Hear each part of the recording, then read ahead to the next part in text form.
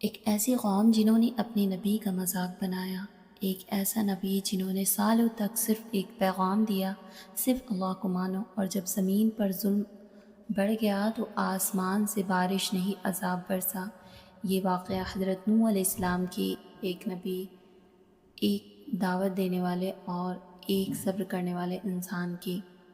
آج ویڈیو میں ہم جانیں گے کس طرح نوح علیہ السلام نے اپنی قوم کو دعوت دی، شپ یعنی ناؤ کیسے بنی، کسے اس میں بٹھایا اور کیسے دنیا ایک بار پانی میں ڈوب گیا۔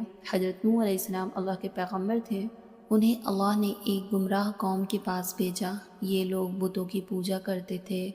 نوح علیہ السلام نے انہیں دعوت دی، میرے لوگوں صرف اللہ کی عبادت کرو، ان کے سوا کوئی معبود نہیں۔ لیکن لوگ ہنس پڑے، تم تو ایک عام انسان ہو، ہم کیوں تمہاری بات مانیں گے؟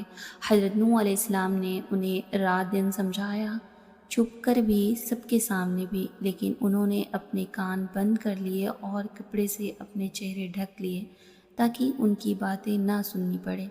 پھر بھی نوح علیہ السلام نے صبر کیا 950 سال تک۔ جی ہاں، 950 سال تک وہ اپنی قوم کو اللہ کی طرف بلاتے رہے۔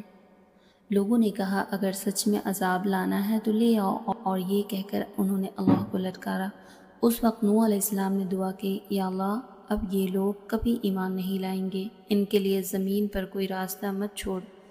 پھر اللہ کا حکم آیا، اے نوح اب تم میری نگرانی میں ایک ناؤ یعنی شپ بناؤ، اور جب میرا حکم آئے تو ہر طرح کے جانوروں کے جوڑے اور اپنے پریوار کے لوگوں میں سے مومن لوگوں کو ساتھ لے لینا۔ حضرت نوح علیہ السلام نے ناؤ بنانا شروع کی۔ وہ لکڑی کاٹ کاٹ کر ایک بڑی کشتی بناتے رہے یعنی شپ۔ کفر کرنے والے ہنسنے لگے اور ہمیشہ مذاق بناتے، دیکھو نوح جنگل میں کشتی بنانے جا رہا ہے، یہاں تو پانی بھی نہیں۔ کہ نوح علیہ السلام مسکرا کر کہتے، جو تم مجھ پر ہنستے ہو ایک دن تم پر بھی ہنسا جائے گا۔ نوح ایک بہت بڑی اور مضبوط کشتی تھی، اللہ کے حکم سے بنی تھی۔ اس پر لکھا تھا بسم اللہ مجراہا و مرساہا، اس کا مطلب اللہ کے نام سے یہ چلے گی اور ٹھہرے گی۔ پھر ایک دن اللہ کا حکم آیا، پانی کو زمین سے ابلنے دو اور آسمان سے برسنے دو۔ آسمان سے تیز بارش ہونے لگی، زمین سے پانی ابلنے لگا، ہر طرف پانی ہی پانی ہو گیا۔ نوح علیہ السلام نے اللہ کے حکم سے سب مومن لوگوں کو اور ہر جانور کے ایک ایک جوڑا یعنی میل اور فیمیل ناؤ میں بٹھایا، ہاتھی، شیر، بکری، مرغا، سب کے جوڑے۔ انسانوں میں صرف وہ لوگ چڑھے جو ایمان والے تھے، لیکن ان کا ایک اپنا بیٹا اور ان کی بیوی جو مومن نہیں تھے، انہوں نے کشتی میں چڑھنے سے انکار کر دیا۔ ان کا ایک بیٹا پہاڑ کے اوپر چڑھ گیا اور کہا کہ میں اس پانی سے بچ جاؤں گا۔ نوح علیہ السلام نے کہا، آج اللہ کے حکم سے کوئی نہیں بچے گا سوائے ان کے جسے اللہ بچا لے۔ تب ایک لہر آئی اور اس کے بیٹے کو ڈبا لے گیا۔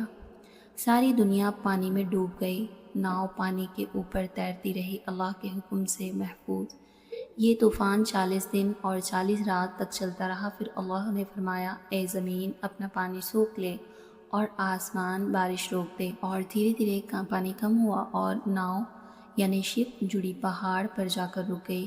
یہ وہ جگہ تھی جہاں نوح علیہ السلام اور ان کے ساتھ والے لوگ نے نئی زندگی شروع کی۔ انہوں نے سجدہ کیا اور کہا، الحمدللہ جس نے ہمیں ظالم لوگوں سے بچایا۔ جب پانی سوکھ گیا، نوح علیہ السلام اور ان کے ساتھی کشتی سے اترے۔ یہیں سے ایک نسل شروع ہوئی، انسان اور جانوروں کی۔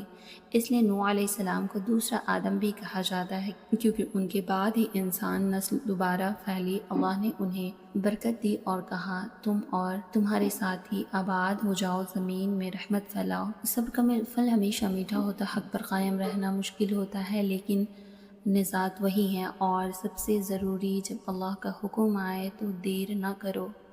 آج بھی دنیا میں طوفان آتے ہیں، پانی کے نہیں گناہ کے، لیکن اگر ہم اللہ کی طرف لوٹ آئیں تو وہ ہمیں بچا سکتے ہیں۔ دوستو، اگر آپ کو یہ واقعہ پسند آئی تو لائک اینڈ سبسکرائب ضرور کریے گا، کامنٹ میں لکھے، یا اللہ ہمیں بھی اپنی رحمت میں شامل کر لے۔